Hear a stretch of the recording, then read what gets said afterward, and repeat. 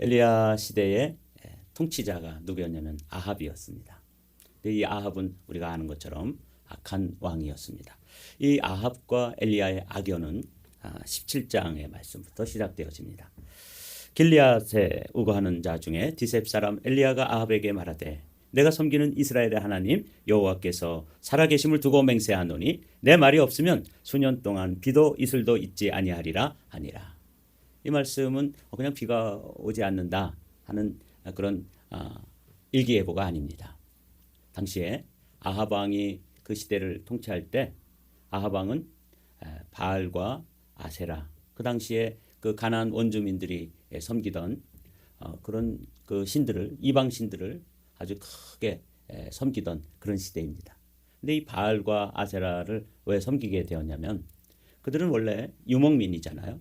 유대인들은 목축업을 하는 유목민들인데 가나안 땅에 정착해 보니까 그 땅에서 살던 원주민들이 바알이라고 하는 신, 아세라라고 하는 여신을 믿고 섬기고 숭배하고 있었습니다. 그들이 왜 그런 신들을 섬기나 봤더니 그 사람들이 믿기는 바알과 아세라를 통해서 비가 내린다. 그렇게 이제 믿고 그 제사하고 섬겼던 것이죠. 그럴 때 이 엘리야를 통해 가지고 비도 하나님이 주시는 것이다. 바알과 아세라가 남신과 여신인데 당시에 그들의 이방 신전에서 남창과 여창이 성관계를 합니다. 그것은 마치 바알 신이 남신이고 아세라 신이 여신인데 이 둘이 관계를 통해 가지고 땅이 하늘의 비를 받아서 풍요와 다산을 이룬다. 이것이 바알 신을 믿는 그 사람들의 민간 신앙이었습니다. 그때 여기 보면 엘리야라고 하는 선지자를 통해서 내가 섬기는 이스라엘의 하나님 여호와께서 살아계심을 두고 맹세한다. 이 비 바알이나 아세라를 통해서 내리는 것이 아니라 하나님께서 내리시는 거다. 이렇게 폭탄 선언을 하는 것이 이 17장 1절의 말씀이에요. 그러니까 그 당시에 사람들에게 여호와 하나님을 믿는 신앙으로 도전하는 그런 말씀이라는 것을 여러분 염두에 두십시오.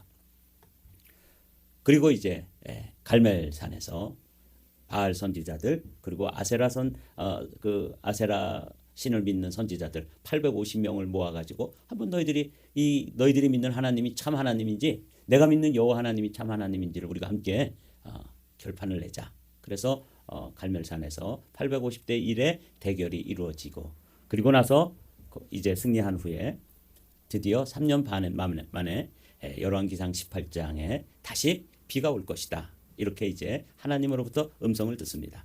많은 날이 지나고 제3년에 여호와의 말씀이 엘리야에게 임하여 이르시되 너는 가서 아합에게 보이라. 내가 비를 지면에 내리리라. 그러니까 지금 17장에서 비가 내리지 않을 것이다. 이슬도 내리지 않을 것이다. 라고 말씀하신 분이 하나님이시고 또 이번에 비를 내릴 것이다. 3년 동안 극심한 가뭄과 기근이 있었고 그리고 이제 3년 만에 다시 비가 내릴 것이다. 라고 이야기한 이 장면을 먼저 그 시대의 영적 상황과 이렇게 비교해서 영적 상황을 고려해서 이해해야 되는 것이죠. 이 상황을 이제 사진으로 보면 요 갈멜산이라는 것이 지중해가 이렇게 내려다 보이는 산입니다. 거기에 갈멜산에 지금도 엘리야의 동상이 거기 서 있어서 자료로 찾아보았습니다. 그리고는 그 갈멜산 주변의 지형을 간단하게 살펴보면 갈멜산으로부터 여기 강이 하나 흐르는데 이게 기손강입니다. 이 기손강이 흘러서 이제 건천입니다. 히브리 사람들은 그라고 부르는데 비가 안 올 때는 그냥 마차도 다닐 수 있고 그런 길이에요. 비가 조금만 오면 여기 와디가 마차가 다닐 수 없을 만큼 진흙길이 되고 크게 물이 불어가지고 시냇가 가는 것이죠. 그래서 물이 막 흘러가다가 또 비가 이제 며칠 안 시내 건 이쪽 기손강 이제 이쪽에 성읍이 라고 하는 성읍이에요. 이거는 지형적으로 속에 저렇게 갈멜산이 있고 이스라엘이 있고 기손강이 흐르고 지형적 염두에 두고 이제 들어가겠습니다. 우리가 아는 바와 같이 비가 내릴 것이다. 3년 동안 비가 오질 않으니까 이 엘리야를 이제 찾아 체포하려고 온갖 방법을 다 동원하지만 하나님이 피하고, 그러던 엘리야가 나타나서 바알 선지자들과 아세라 선지자들과 대결을 하게 되죠. 그리고 그들이 아무리 부르짖어도 비도 내리지 않지만 뭐도 내리지 않았어요. 풀도 내리지 않았어요. 네. 그럴 때 이제 드디어 엘리야의 차례가 되어서 엘리야가 기도하는 거예요. 저녁 소재 드릴 때 이르러 선지자 엘리야가 나아가서 말하되 아브라함과 이삭과 이스라엘의 하나님 여호와여, 주께서 이스라엘 중에 하나님이신 것과 내가 주의 종인 것과 내가 주의 말씀대로 이 모든 일을 행하는 것을 오늘 알게 하옵소서. 엘리야의 간절한 기도죠. 여호와여, 내게 응답하소서, 내게 응답하소서. 이 백성에게 주 여호와는 하나님이신 것과 주는 그들의 마음을 되돌이키심을 알게 하옵소서 하며 다 같이 읽습니다. 이에 여호와의 불이 내려서 번제물과 나무와 돌과 흙을 태우고 또 도랑의 물을 핥은지라. 이 사건이 일어난 것, 비가 오지 않는다 하는 말씀을 여호와의 이름으로 선포했을 때 정말 비가 오지 않았고, 또 갈멜산에서 이제 엘리야의 차례가 되었을 때 내게 응답하소서, 응답하소서. 간절한, 이 히브리 사람들은 반복할 때 강조하는 거라고 말씀드렸죠. 그래서 얼마나 간절하게 기도했는지를 보여주는 거예요. 그 기도를 통해서 여호와 하나님이 참 하나님이시고, 그리고 엘리야 자신이 하나님의 종이고, 그리고 이 백성들이 바알과 아세라에게 마음이 뺏겼던 걸 다시 되돌이키기 위해서 불을 내려주십시오 라고 기도했던 것이 방금 살펴본 이 갈멜산에서 있었던 일인 것이죠. 그 갈멜산에서 이제 불이 내리고 그 아세라 선지자 또 바알 선지자들을 요 기손 강에서 와서 처치하게 됩니다. 그리고는 다시 갈멜산으로 올라가서 이제 비가 내리는 일을, 이제 하늘에서 불이 내렸지만 지금은 가뭄이 3년 반 동안 이렇게 가뭄이 들었으니까 이제 비가 내려야 되잖아요. 그때 믿음으로 이제 선포합니다. 엘리야가 아합에게 이르되 올라가서 먹고 마시소서, 큰 빗소리가 있나이다. 참 어려운 선포예요. 뭐 하나님 선지자니까 뭐 이렇게 말할 수 있는 거 아니에요? 방금 불도 내렸는데. 그렇습니다. 그럴지라도 사실은 이렇게 말을 해놓고 정말 비가 내리지 않으면 어떡해요? 그렇죠? 엘리야가 아합에게 이르되 올라가서 먹고 마시소서, 큰 비의 소리가 있습니다. 그리고 자신은 올라가서 이제 기도하는 것이죠. 그래서 이 말씀을 기도하고 기다리라. 벌써 이제 엘리야가 믿음으로 선포한 후에, 그리고 그 선포한 그 말씀이 성취되어지는데, 선포했고 성취, 큰 비가 내리는 그 과정에서 사실은 또 뭐가 필요한 거예요? 기도가 필요한 거예요. 여러분, 이게 이제 오늘 우리가 이 말씀을 통해서 이 특별 새벽 기도에서 저와 여러분들이 우리에게 적용해야 될 소중한 말씀입니다. 주님께서 약속하셨고 주님께서 말씀하시는 걸 들었고 그걸 선포했습니다. 그리고 아직 비는 오지 않습니다. 그럴 때 우리가 해야 되는 일, 주님 이 일을 그냥 가만히 있어도 물론 비는 내리실 수 있겠죠. 그러나 이 엘리야에게서 보여주는 아주 소중한 행동 지침은 뭐냐면 기도하라는 것입니다. 그리고 기다리는 것입니다. 아합이 먹고 마시러 올라가니라. 엘리야가 갈멜산 꼭대기에 올라가서 다시 갈멜산으로 올라간 걸 볼 수 있죠. 땅에 꿇어 엎드려 그의 얼굴을 무릎 사이에 넣고 그의 사환에게 이르되 올라가 바다 쪽을 바라보라. 그가 올라가 바라보고 말하되 아무것도 없나이다. 이르되 7번까지 다시 가라. 이게 이제 기도하는 사람들의 고민이에요. 그냥 기도하면 방금처럼 막 불이 막 하늘에서 내리고 이런 경우도 있지만, 기도하는데도 불구하고, 그리고 믿음으로 선포하고 기도하는데도 불구하고 아무런 일이 일어나지 않는 것처럼 보일 때, 이때가 기도하는 사람들의 고민이고 사실은 위기죠. 여러분들도 기도하면서 이런 어려움을 경험하게 되죠. 이 기간을 넘겨야 합니다. 기도는 양이 필요해요. 기도의 퀄리티, 질도 필요하지만 아주 순도 있게 집중해서 기도하는 기도의 순도, 기도의 퀄리티도 필요하지만 기도에는 사실 양이 필요합니다. 기도의 양이 채워질 때 그때 이제 역사가 일어나기 때문에 그래요. 제가 늘 말씀드리지만 이런 집채만한 바위 덩어리를 폭파시키려면 저 끝에서부터 중간까지 파고 거기다가 다이나마이트를 넣어서 이 집이 깨어질 만한 그런 다이나마이트의 양이 필요한 것이죠. 그러나 저 산처럼 큰 바위 덩어리를 폭파시키려면 더 깊이 파고 더 많은 양의 TNT가 필요하지 않습니까? 그냥 이런 집을 폭파시키려고 그러는데도 저 거천에다가 뭐 성냥개비만한 화약을 놓고 터뜨려봤자 뭐 꿈쩍이나 하겠습니까? 기도에는 뭐가 필요하다고요? 양이 필요하다. 여러분 꼭 기억하십시오. 기도의 역사가 일어나고 이렇게 문제가 돌파되어지고 깨어져 나가려고 그러면 꼭 필요한 것이 기도의 양입니다. 여러분들이 이 엘리야에게서 오늘 우리가 배우는 건 7번까지 다시 가라 그러잖아요. 7이라고 하는 건 뭐 길게 설명 안 드려도 히브리 사람들의 그 숫자 중에서 완전수라고 하는 건 아시죠? 이 7이 어떻게 형성돼요? 4 플러스 3입니다. 아시죠? 4는 이 세상의 수예요. 동서남북, 춘하, 추동 이런 건 다 이 땅의 지상의 수잖아요. 그런데 3은 하늘의 수입니다. 성부, 성자, 성령. 그래서 이 세상의 모든 것들은 사실은 다 3으로 구성되어 있습니다. 그 하나님의 형상을 닮은 우리도 3으로 구성되어 있는 거 아시죠? 영과 혼과 육 이렇게 되어 있잖아요. 그래서 이 3과 4가 더해지면 뭐가 일어나는 거예요? 완전해진다. 거기서부터 기적이 일어나는 거예요. 우리가 할 수 있는 최선의 기도의 양을 채우는 게 4라면 하나님의 응답이 3이에요. 그래서 일어나는 것이 기적인 것이죠. 여기 7번까지 다시 가라. 이 기도의 사람들이 꼭 염두에 두고 기억해둬야 될 아주 소중한 원리입니다. 기도에는 양이 필요하다. 그런 원리죠. 7번째에 이르러서는 그가 말하되 바다에서 사람의 손만한 작은 구름이 일어나나이다. 이르되 올라가 아합에게 말하기를 비에 막히지 아니하도록 마차를 갖추고 내려가소서 하라. 한쪽에서는 정말 목숨을 건 기도, 그리고 한쪽에서는 정말 비가 오는지 3년 반 동안 비가 안 왔는데 그건 바알 선지자, 바알 신이나 아세라 신을 통해서 내리는 거지 여호와 하나님이 정말 내려주시겠어? 그냥 비웃으면서 거기서 이제 한 잔씩 이야기 마시면서 지켜보고 있었겠죠. 그때 작은 구름. 근데 이 작은 구름 속에서도 이 엘리야는 이미 하나님으로부터 비가 내린다. 아합에게 가서 보이라 하는 하나님의 약속의 말씀이 있었기 때문에 정말 기도한 것에 비해서는 그 징조가 너무 초라한 것이고 너무 보잘것없는 것이고 너무 미미하고 작은 것이지만 사실은 그것을 통해서 엘리야는 하나님의 일하심을 보는 거예요. 우리 그리스도인들도 이런 비전이 있어야 되는 거죠.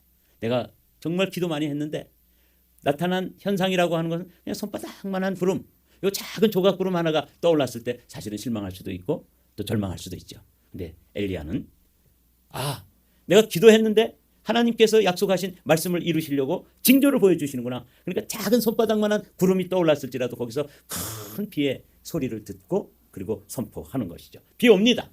이렇게 선포하는 거죠. 그리고 이제 내려가라고 이야기했습니다. 여긴 방금 전에 읽었던 말씀이고요.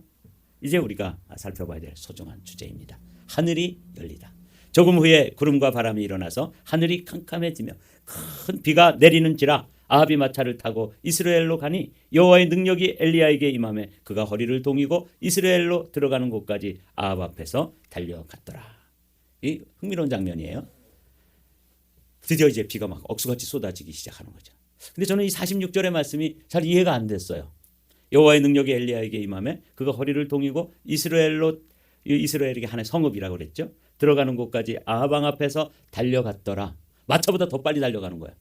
그래서 하나님의 능력이 임해서 무슨 축지법을 드디어 사용하는 건가? 저는 어릴 때 만화를 많이 봤습니다. 만화를 많이 봤는데 만화가 우리 아버님 만화 못 보게 했어요. 공부를 하지 무슨 만화책을 들여다보고 있느냐. 근데 제가 만화책을 보고 얻은 한 가지 제 안에 한 가지 유익이 있습니다. 상상력이 많아졌어요. 그러니까 뭐 어릴 때 뭐 그냥 그 만화책 보면은 얼마나 풍부한 상상력을 키워줘요. 그래서 저는 이 말씀 보면서 마차보다 더 빨리 달리려면은 그냥 무슨 축지법 같은 거 막 그래서 그 무협지에 나오는 그런 걸 바람처럼 막 산도 뭐 들도 막 이렇게 접어가지고 그냥 한 걸음씩 달리는 이런 능력이 생긴 건가? 근데 자세히 봤더니 그리고 자료를 찾아봤더니 아까 제가 거기에 지형이나 또 그 지리적인 조건이 마차가 막 달려갈 수 있도록 비가 오지 않을 때는 건천이어서 그게 다 그냥 길이에요. 그래서 그냥 막 빨리 갈 수 있었는데 이 산골물은 비가 조금만 내리고 막 소나기가 내리면 금방 물이 불잖아요.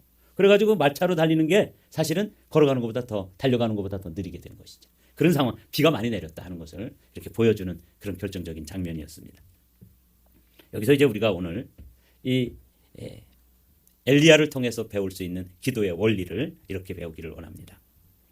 먼저 이 엘리야는 큰 비의 소리를 들었습니다. listening, 이 듣는 게 중요해요. 하나님께로부터 들려지는 하늘의 음성이 들려야 되는 거예요. 두 번째로 들은 것, 하나님께서 들려주신 말씀이 실현되어지는 것을 보는 장면이 나오죠. 큰 비가 와서 그게 얼마나 많이 왔냐면 마차를 타고 가는데 드디어 막 수렁에 빠지고 진창이 있어가지고 처음에는 막 엄청나게 빠른 속도로 달릴 수 있었지만 비가 많이 오니까 그 수레바퀴가 빠져가지고 잘 못 달리는 장면. 그래서 달려가는 엘리야가 앞서갔다고 그랬잖아요. 그런 장면을 보게 되지 않습니까? 요 사이에 뭐가 있는 거예요? 말하다. 큰 비가 옵니다. 먹고 마시소서. 비가 옵니다. 내려가십시오. 이렇게 믿음으로 말하는 것. 그 사이에 뭐가 있었어요? 기도의 말이 있었잖아요. 하나님 앞에 7번까지 다시 가라. 기도의 양을 채우고 그리고 그 믿음 바를 믿음으로 선포하면서, 그래서 이것을 그냥 제가 다이어그램으로 그려봤어요. 듣다, 말하다, 보다.